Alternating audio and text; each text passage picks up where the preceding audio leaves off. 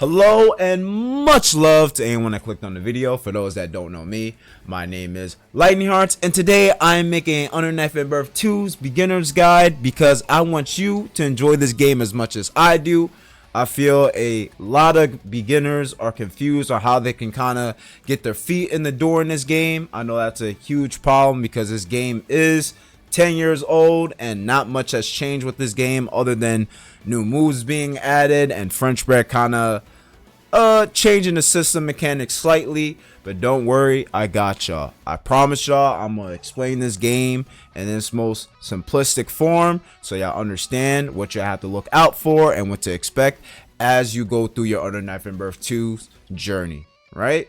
But before I actually get into this video, I just want to hit y'all with this announcement. For anyone that's really curious about this game, it is currently on sale for Steam for 50% off. You can't beat that. Eases up on your wallet, and you get to experience a overall beautiful fighting game for the low. So please, if you really want to play this game, now is the perfect time to buy it because, like I said, 50% off. You cannot beat that. But overall, if you like the video, make sure to leave a like, comment down below on how you feel about Under Knife and Birth, and if you really like my content, subscribe to my channel. But ladies and gentlemen, class is now in session. Let's actually talk about the things that you are going to be experiencing while playing Uni 2. Let's get into it. The most important thing in Under Knife and Birth is not how you structure your pressure. It's not what you should be doing on the defensive end. It's not the most high damaging combo routes that you're probably gonna lab as you play Under Knife and Birth. Under Knife and Birth's identity is that circle that you see directly in the middle, which is known as the grid cycle. Basically what the grid cycle represents is who is in the lead of obtaining the best resource in this game, which is VOPAL. Ladies and gentlemen, all I want you to take away from in this video is that you have to be extremely attentive to this circle and to be very aware of who is in the lead of obtaining VOPAL. This is the most important part of the video because this will either help you win a match or help you lose a match if you don't obtain this resource, right? VOPAL does so much or so many things for you in this game that it's going to take me a while to really discuss everything, but I'm going to try to explain it in its most simplistic form, right? One of the things that VOPAL does for you is that it recovers your meter. Let me put my meter to 0 just to showcase, right? For those that don't know, I'm on CS VOPAL as we speak. You see the blocks that are filling up near the circle? Depending on how many blocks you have, you get way more meter back. So now I'm in CS VOPAL. Pay attention to my meter bar right below high. Once I change shift, look what happens. I basically get all my meter back. And now I shouldn't have to tell you what that means. Now I can actually go for pressure. Or I can do more things that I wouldn't normally do if I didn't kind of play the grid game. Because now it rewards me on top of getting meter, and now I can use the meter for pressure, DP, so on and so forth. Those are one of the most important things that VOPAL does for you. Another thing that VOPAL also does for you is that it can also freeze time. For people that are familiar with the Roman cancel and get to get Strive, it basically acts in the same way as that game, but in slightly different ways, right? Let me put Kuan to jump to me, right? Let's say you're a new player, you can't really react to assaults yet. You're like, oh my god, how do I stop this opponent from jumping in on me? If you press your D button, which is your X button for a lot of you, if you press D and your opponent jumps at you, you can actually freeze time. Or your opponent doesn't necessarily have to jump at you, but if you press D, you change shift. This freezes time. It overall gives you an opportunity to strike back at your opponent. Let me showcase this for y'all now. So again, Kuan's about to jump on me. I freeze frame, and now I can anti-air. So this is overall a good defensive option. So please, once you obtain Vorpal, and if you see someone having a gap within their pressure, press your X button or D or whatever button you have mapped to D for your controller. You press it, you freeze time, and now you can actually react to a lot of things that are happening in the match. This is extremely important because now, like I said, you can anti-air. Let me do it one more time. You can DP. And you could probably go for something optimal in this situation. So probably how I can do 2-1-4 in this. Basically, right? Vorpal regains your meter. It freezes time for you to actually understand what's going on within the situation to properly react. And another thing that Vorpal does for you is that it improves your character's VOPAL trait. So let me showcase or tell y'all what that is. My character, Haikidu, the only reason why I have him because his VOPAL trait is very easy to explain. Haikidu's VOPAL trait is the fact that he piles on a lot of chip damage. Once he gets Vorpal, that trait just improves significantly. So this move, which is known as his force function, gets I think it decreases in startup, which basically means that it's faster. It piles on more chip damage for your opponent, and it has less recovery. So depending on what character you play, especially if you research what the VOPAL trait is, it just improves the VOPAL trait significantly. So that's one thing that VOPAL does for you. And again, another thing I should add is that in this version of the game, what French Bread did was they ultimately gave Vorpal a damage buff, right? Let me showcase this for y'all now. So before this version of the game, you weren't able to really go in terms of the 4K range, but in Uni 2, you get that consistently, and that's because of Vorpal. So let me showcase a simple combo for you right now. Should I give him no, opponent should have Vorpal, and then I'll showcase it. Alright. And do I have him on all guard? No, I don't. Okay. Simple combo. Pay attention to the damage scaling. I do 2-1-4. CC. This combo is about 2,776 damage, right? Look what happens when I actually obtain Vorpal. Just to showcase. This is a simple combo, nothing too crazy. Let me see. I put myself. Now I have Vorpal. Pay attention to the damage.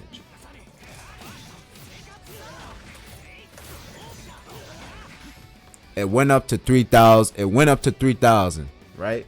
Before it was 2,700. Now it's 3,000 damage. Let me showcase this for y'all again. Oh, one more.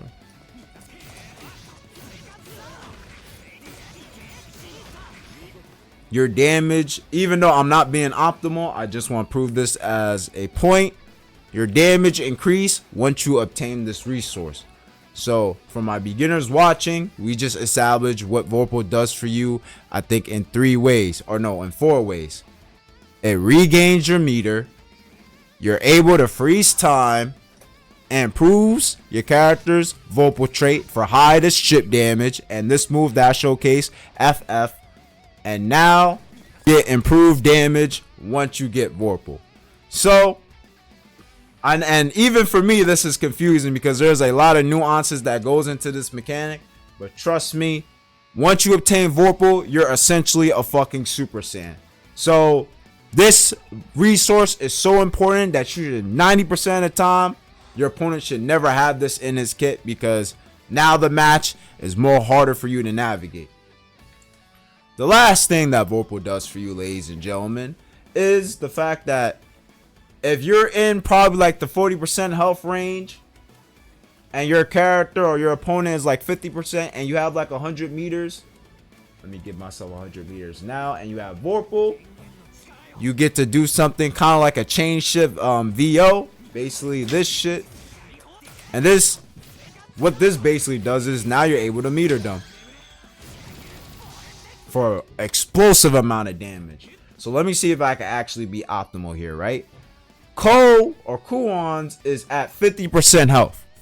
If I didn't have Vorpal, I wouldn't be in the range to where I can kill him. And for the high players that are watching this, probably I am not a optimal high player, so I'm gonna go for something simplistic. This is probably not gonna kill, but you see what I mean. Once you get VOPAL, and let's say your health is below 30% or 40%, you can actually VO chain shift for explosive amount of damage to close out the round if you didn't have VOPAL. So for the people that are watching this, this is extremely important to have to actually close out games if you have 100 meters and VOPAL at your disposal. So just to reiterate what we established in this part of the video is that VOPAL essentially is the most important resource in this game. You need to pay attention to the grid cycle because that just determines who is going to obtain that resource. VOPAL in of itself does 5 things for you. It increases your damage, it gives you your meter back, you can stop time, and overall improves your character's VOPAL trait. And it does this shit. So for this part of the video, my beginners, please pay attention to the circle in the middle, which is the grid cycle. Pay attention if your opponent actually has this blue shit hovering around his body so you don't get fucking 2-shot. And please, your opponent should almost never obtain this resource because now it's easier for you to actually close out games. For the next part of this video, I'm going to be talking about pressure and how you should be able to structure it. This part of the video, I'm going to be discussing pressure. Under Night is known for having the rebeat system, and for people that don't know what essentially a rebeat is, basically it doesn't follow the restrictive ass formula that you have to follow in other fighting games. The 2 games that come to mind is Guilty Gear Strive and Street Fighter 6. If you get a hit confirm, I believe in Guilty Gear Strive with 2D, the most you can probably link it into is probably 2D, which is your dust or a special. Street Fighter 6, if you do crouching light punch, the most you can probably do as a hit confirm is standing light kick into DP if you're playing a Shoto like Ryu and Ken. Under Knife and Birth does not follow that rule. Basically, you can do whatever the fuck you want in terms of pressure. You can do 5C into 5B into 2A, 2A, 5B, 5C. You can do charge 5C into 5A into 2A with. This game has very interesting ways of how you can structure your pressure, and I feel this is probably the one thing that beginner players probably fall on their ass for because they don't know what realistically is good pressure under Knife and Birth. But I want y'all to kind of download this concept if y'all watching this part of the video. Basically, what you want to do on Under Knife and Birth is either start off with your 5A or your 2A. These ironically are the most important normals in the entire game. I cannot stress that enough, because when you rebeat it, like the system mechanic is called, when you rebeat it, you are safe. So if I throw something like 5C and I whiff into 2A, I don't get punished. If I just throw 5C out normally without rebeating into everything, I get hit, as you can see right there. So for the beginners that are watching this, when you are in the lab or when you're in the training room, ideally what you want to do is find ways to where you can kind of end your pressure with either 2A or 5A. Again, if I'm running in as Hyde, I'm either starting off with my 2A. Oh, let me not get him to count. Let me not get him to reverse it. All right. I'm either running in, starting off with my 2A, and then I end it with my 5A. And for people that don't know, you can actually kind of string back into 5A multiple times if you just hold 4. And 4 just means backwards for people that don't know notations. So if I hold back and I constantly press the A, I can do it multiple times. So ideally, this is what your pressure should look like. I run in 2A, I do 2B, 2C, and now I'm holding 4A and I'm constantly stabbing him with my 5A normals. And because of the pushback, look what happens. Now I'm out of range to, if I didn't rebeat it into 5A, now I'm out of range to where 5C probably doesn't connect, right? Actually, let me do 4B. You see, now I'm out of range to where that shit probably doesn't connect. Kuwan's 5C has fucking crazy range, so that's why I had to switch it to 5B. But that's basically the concept I want y'all to kind of understand with this game, is that ideally what you should be doing is either starting off with either 2A or 5A, because these normals have the least amount of recovery, and since you have the least amount of recovery, you are ultimately safe for your opponent kind of answering back with whatever normal he deems it necessary, if that makes sense, right? So if it's like Kuwan's 5B, now I'm safe because I stringed it into the normal with the least amount of recovery, if that makes sense. Another thing in terms of pressure is assaults. For people that don't know, assaults are kind of like your overall, I guess, is basically the system's overhead. If y'all play Fighter Z, this is basically like the 6M of this game, which is assaults. This is your overhead. So if I put Kuwan's to block low or the crouching guard, this is your overhead. And basically how you assault is forward D. Like how I mentioned before with chain shift, you just hold forward D and you do this mini jump. So ideally, you could do something like this. You can 2-2A, run up 2-2A, forward D, assault for your fake overhead. If someone blocks this, you could probably go for like a grab to catch him off guard. Hide, he gets a corner in the combo if you actually get a successful grab, which is nice for him. So yeah. So assault is your fake overheads. Again, like every other fighting game, you have your special normals or your specials in general, which adds on a ton of plus frames. For anyone that's learning hide, orbital is probably your one-on-one way of getting in and keeping your pressure, but depending on the character you play, it varies. But to end off, I guess, this part of the video, ideally what you want to do is either start off with your 2A and end it with your 5A, or you start up with your 5A and end with your 2A, because these normals have the least amount of recovery, and that just means that you're ultimately more safe if you were to throw out, let's say, a 5C or a 5B. So that's the concept I want y'all to take away from this. You either start off with 2A and you end with 5A, or you start off with 5A and you end with 2A, if I'm going to summarize it like that. And assault is basically your fake or your universal overhead in Under Knife and Birth. So please mix this in if you feel your opponent is a little too defensive or overall passive. I guess the last thing I can really discuss is what you should be looking out for in terms of defensive options, which I'm going to be explaining right now. Okay, let's talk about what it's like to be on the defensive end when you play Under Knife and Birth, right? As I mentioned earlier, the best thing you want to attain in this game is VOPAL, but a lot of players don't mention that Under Knife and Birth is truly a defensive fighting game, because if you shield certain things correctly, you'll quickly win the VOPAL cycle, because now once you properly shield, it's going to shift to your favor. So now let me showcase a simple block string that Kuwan's is going to do, and pay attention to the grid cycle. You see, he has CS VOPAL, but if I shield things properly, look how much the grid is going to get into my favor, right? You see, the grid is basically in the middle or halfway. Let me show this for y'all one more time. If you shield things correctly, you are ultimately going to win the VOPAL cycle.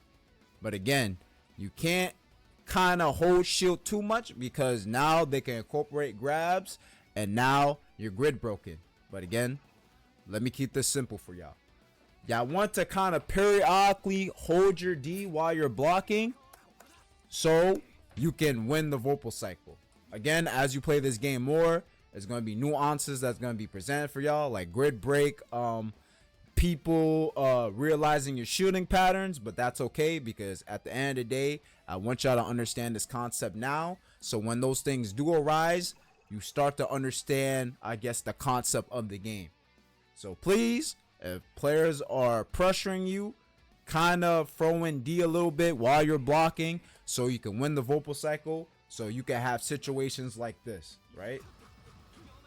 You see, I'm winning grid, I'm being defensive. One more time. Now, once he does it again, I can DP. So please keep this concept in the back of your mind when you're playing this game. Under Knife and Birth 2 is truly a defensive game. So please understand what I'm trying to say when I showcase this example to y'all. Another thing I want to kind of talk about is another system mechanic, which is known as guard thrust.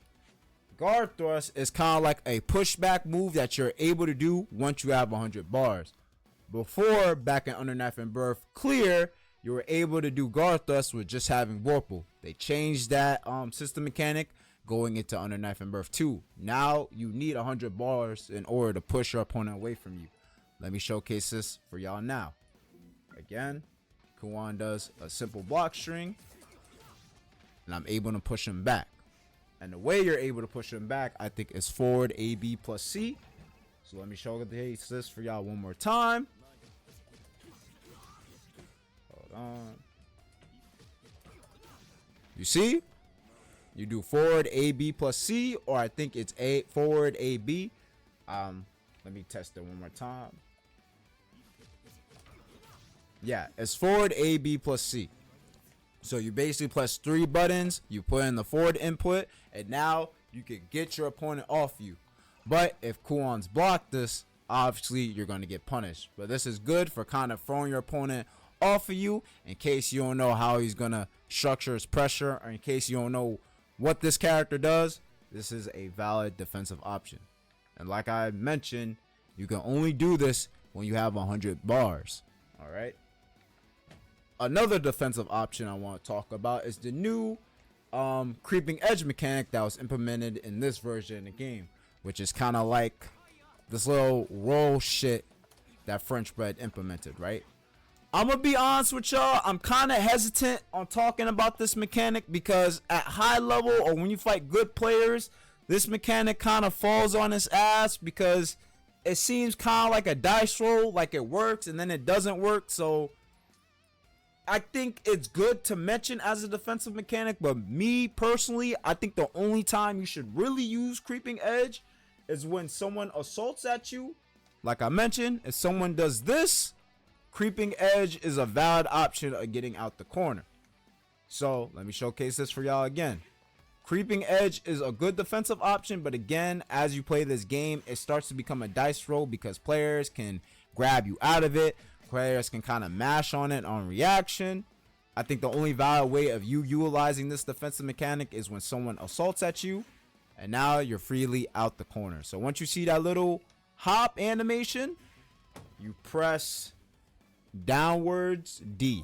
It's like diagonal down D input. That's how you do creeping edge. Look at my inputs. It's downward D. Right? So for my beginner players, also utilize this. Like I said, it becomes a dice roll the more players become aware of it. So only really utilize it when someone's assaulting at you. And now the final defensive mechanic that I want to talk about is Veil Off. Veil Off is a lot faster than how it was in the previous Under Knife and Birth games. So, like I mentioned, if someone's pressuring you, like Kuan, let me kind of give him a simple pressure like that. Now, oh, that was safe. Hold on. What's a gap I can do for him? Let me try this. Let's try that, right? Now, if he does something like this, I can throw him off of me. And again, if your opponent has VOPAL, right? This is also important for you utilizing Veil Off. If your opponent has VOPAL, let me see if I can find it. Enemy's VOPAL, and he does this block string. Look at what happens. Now he no longer has that resource. So again, depending on how you times your Veil Off, it completely strips away your opponent's VOPAL, allowing you to basically get in to do whatever the hell you want. So you can wake up, EX orbital, and take back your turn. So Under Knife and Birth is truly a defensive game because once you shield things properly, you're able to win the, I guess, grid cycle. You have guard thrust to push people off of you. You also have the new implemented or new added defensive option, which is creeping edge, as well as, like I just showcased to y'all, veil off. Let me do it one more time. As well as veil off. And mind you, another thing that I forgot to add is too, if you kind of hold your shield, you can actually push people away from you. So you see the pushback? So if you hold shield, you can actually push your opponent off you. But again, as you play through this game, people can grab you and grid break you, and now you actually have to hold shit. But this is also good for players that don't really know this game like that yet. So if you hold D, you can actually push your opponent off of you. So for my beginner players, please shield a little bit once you're holding pressure. Guard thrust to throw your opponent off of you. If they have VOPAL and you really want to get out of a situation, veil off is a good option because now it strips them off of them. And if someone assaults at you, creeping edge. Right? Now, this is the end for the tips for the defensive options or what you should utilize when you're on the defensive end. Now I'm going to give y'all a little bit of tips and tricks in order to improve your overall uni game plan. Let me get into it. Now this is something I want y'all to practice when y'all loading up Under Knife and Birth. The most important thing y'all have to kind of do is learn how to dash block. A dash block is kind of hard if you haven't been practicing it since playing Under Knife and Birth. So let me showcase this for y'all now. Not that. Record. Under Knife and Birth has a lot of zoning. I mean a lot of zoning. So as you're playing this game, you have to learn how to forward, crouch down to kind of get in naturally. A lot of new players are probably going to get blown up for this because again, this game has a lot of zoning. And when you're finding like a character like Kuon's and a character like Hyde with down B plus C, let me showcase this for y'all. Like this move being annoying, you have to utilize dash block. So if you're loading up this game, set the dummy to throw a projectile at you and learn how to work your way in the match naturally. This is going to help you a lot instead of doing something risky like creeping edge, even though this is an option. But I'd rather you beginner players learn how to do this now because once you get comfortable with dash blocking, there's no way that you shouldn't be able to punish your opponent off of doing reckless zoning, if I'm being honest. So please, this is a tip. Set your dummy to zone at you, and this is also a tutorial mode 2. It also tells you to learn or to utilize dash blocking. So set your dummy to throw a projectile at you and just slowly work your way in. I'm telling you, this is a fundamental that you have to build up when you're playing this game. So please do not neglect this because it will help you later on. This is one of the tips. And like I mentioned before, if you see your opponent has VOPAL, the worst thing you can possibly do is assault at them. Right? Doing this, like I said, the universal overhead, my beginner players, if you see your character has a blue aura around your body, this is arguably the worst thing you can do. So the best advice I can give y'all, like a tip I can give y'all, if your opponent wins the VOPAL cycle, the best thing you want to do is back up and wait for him to waste that resource. Because if you watch the whole entirety of this guide, you understand why you shouldn't recklessly pressure your opponent. Because again, if you throw out a gap, he can snipe it. He's able to get you off of him with the resource, which is VOPAL. So the best tip I can give y'all is that if you see your opponent has VOPAL, best thing to do is for you to back up. Literally. Just back up, wait for him to waste it, and once your opponent wastes it, now you can actually go in. Or better yet, let me go back.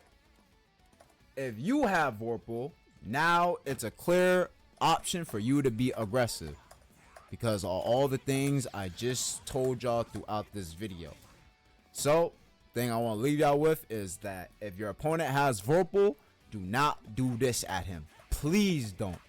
The one thing I want y'all to learn as y'all play Under Knife and Birth, do not assault at your opponent once you see this blue ore around his body, because of the examples I showcased throughout this video. That's another tip. Another thing I want to leave y'all with, probably not, I wouldn't say tips or tricks, but please, I know a lot of people don't like reading, myself included. Do not neglect the mission mode, please. The mission mode is purely there to teach you guys how to do combos.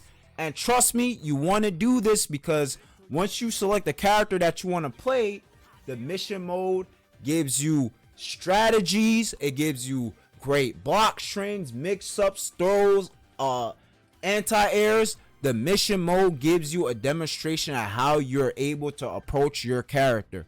So please, the first thing you should do is hop in on mission mode and learn how to combo, learn your character's overall strategies, as well as how you're going to pressure. Mission mode is a fantastic way of you actually learning the game or learning your character. So please do not neglect mission mode. This is the most important thing in this game. Mission mode as well as the tutorial mode. People, the tutorial mode doesn't just teach you beginner shit.